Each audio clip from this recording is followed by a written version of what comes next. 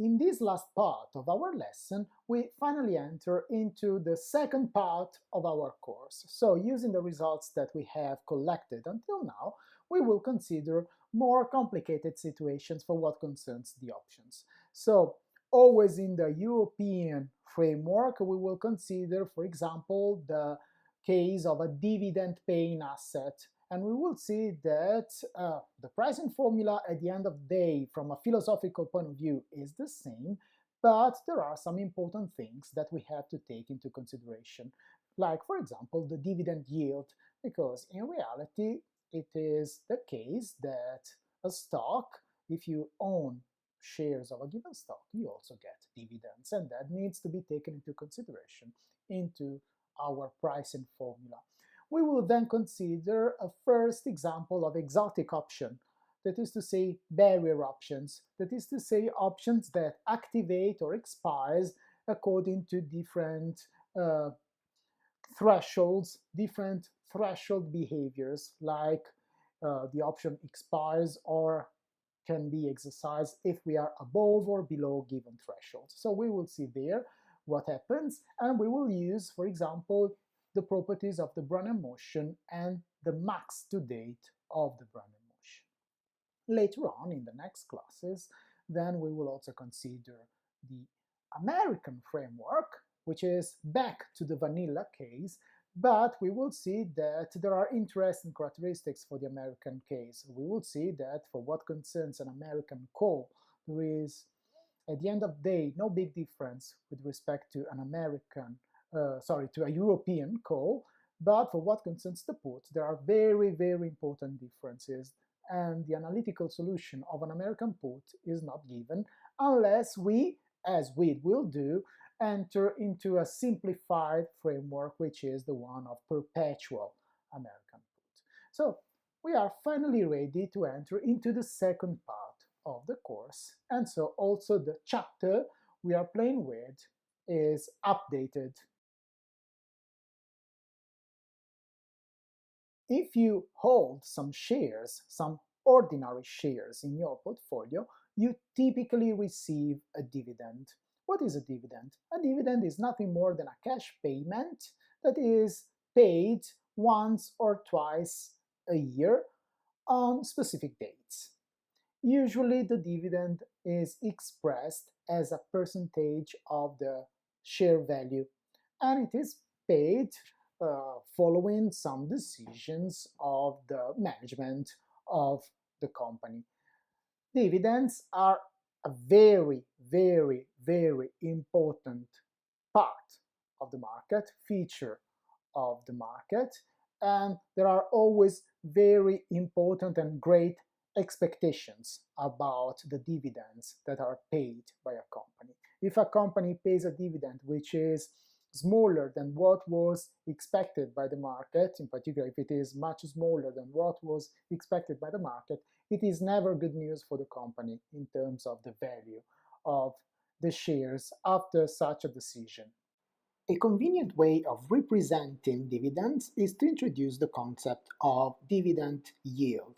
In financial terms, the dividend yield is nothing but the dividend that is paid, so the amount paid per share per unit of time divided by the price of the share itself.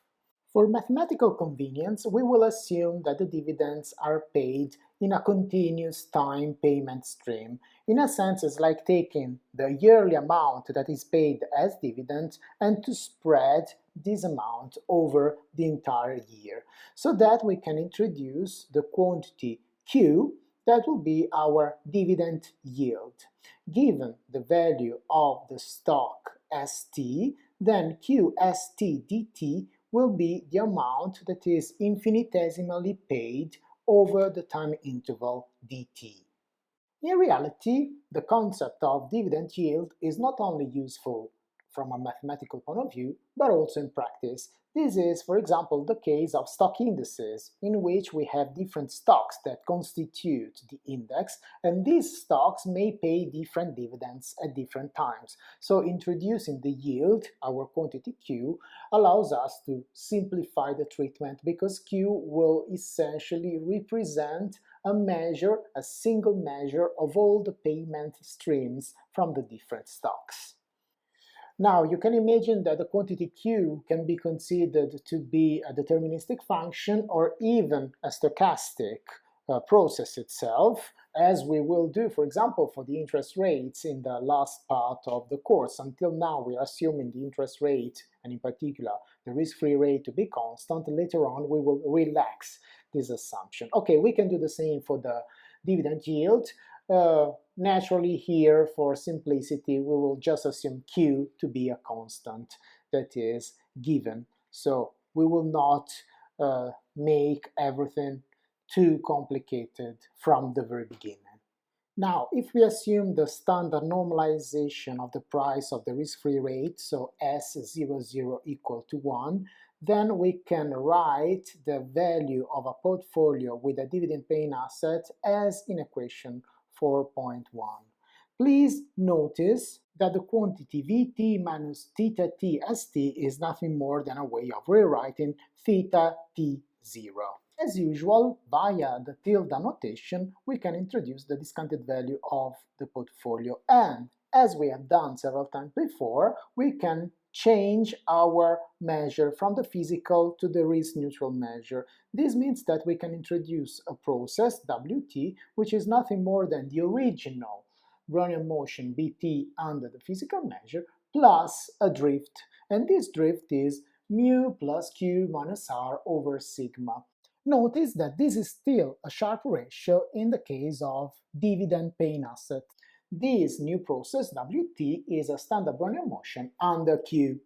Now, using the Wt process, the Vt process, the discounted Vt process, can be written as you see on your screen. Now, to simplify a little bit treatment, we will assume that we invest all our money in the risky asset, so that Vt minus theta t st, which is theta t0, is equal to 0.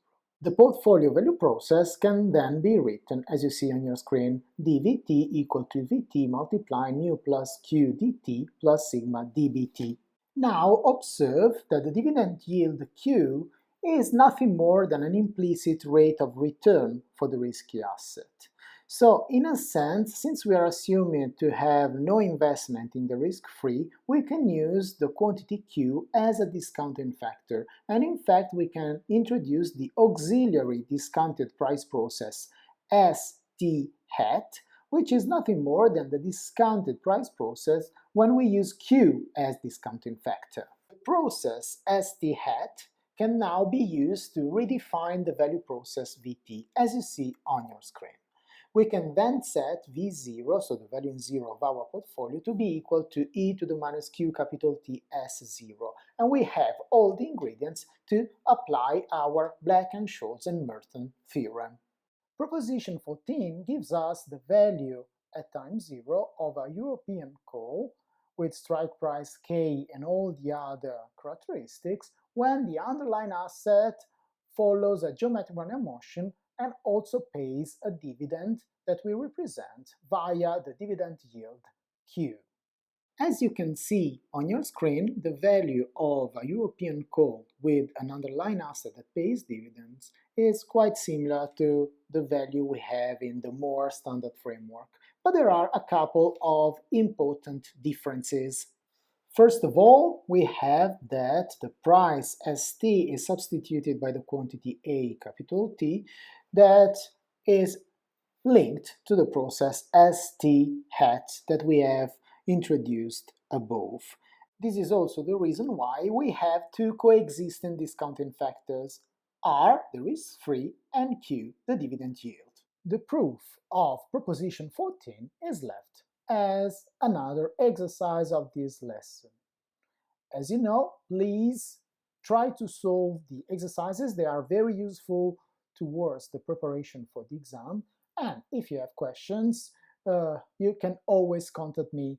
But as I told you, I always want to see your trial. I want to see your solution before giving any solution. If I don't see anything from your side, you will never get a solution from my side.